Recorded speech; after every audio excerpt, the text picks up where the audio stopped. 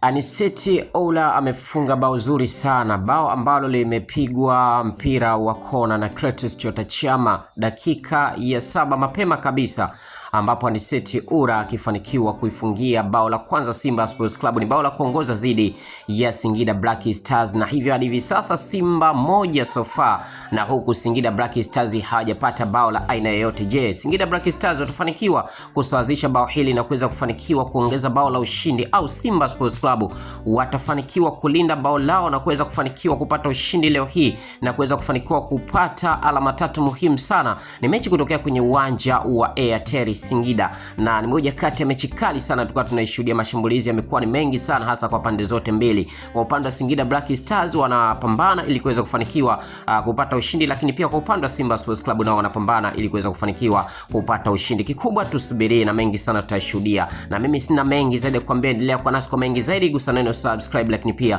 hakikisha unagusa na alama ya kengele. Asanteni, na hii ni Chuma Online TV.